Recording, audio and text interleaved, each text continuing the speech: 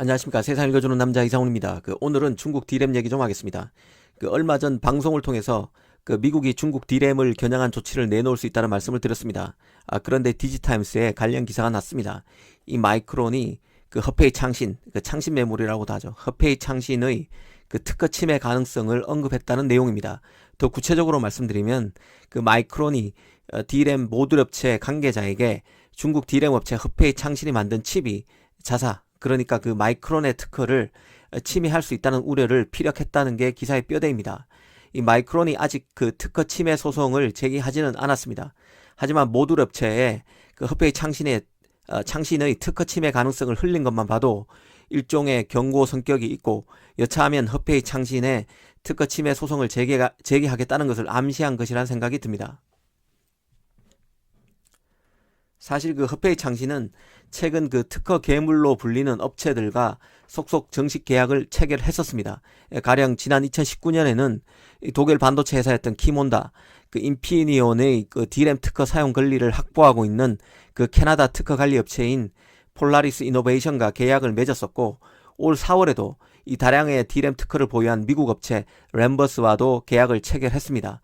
이 허페이 창신 입장에서는 미국 정부가 눈에 불을 켜고 중국 D램 업체를 주시하는 상황에서 정당하게 지적재산권을 사서 사용하고 있음을 가시하는 효과를 노렸을 것입니다. 이런 점을 감안하면 기사를 통해 드러난 이번 마이크론의 입장이 사실이라면 미국이 마이크론을 통해서 중국 D램 업체 허페이 창신을 손보기 위해 움직이기 시작한 게 아니냐는 생각마저 하게 됩니다. 일단 마이크론은 이 기사에 대해서 일절 함구하고 있습니다. 시장 루머에 일일이 입장을 밝히지 않는다는 입장입니다.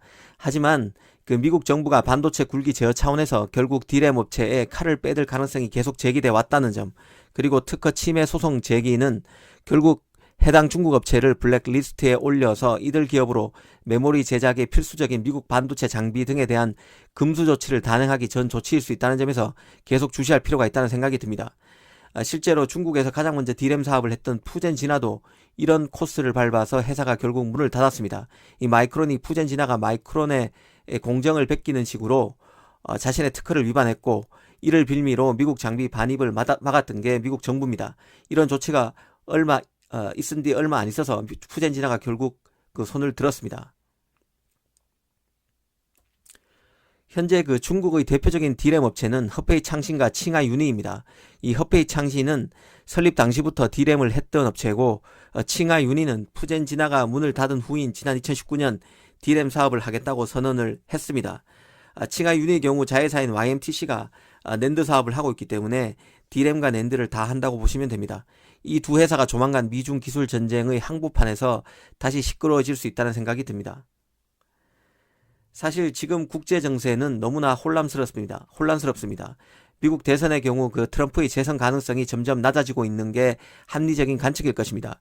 만약 트럼프가 재선에 성공한다면 이런 미중 기류에 변화가 생길 가능성은 거의 없다고 봐도 무방할 것입니다. 하지만 현재로서는 바이든의 승리 가능성이 훨씬 더 높다고 보는 게 맞을 것입니다. 그러다 보니 마주보고 달려오는 기차를 떠올리게 하는 미중 갈등에도 변화가 있을 수 있다는 관측이 나올 만한 상황입니다. 하지만 바이든이 정권을 잡아도 특허 침해와 같은 중국의 기술 도용 행위에 대해서는 엄벌할 가능성이 큽니다.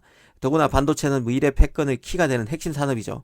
이 정권 교체에도 미국의 반도체 굴기에 대한 압박은 기본적으로 변하지 않을 것이란 예상이 가능합니다.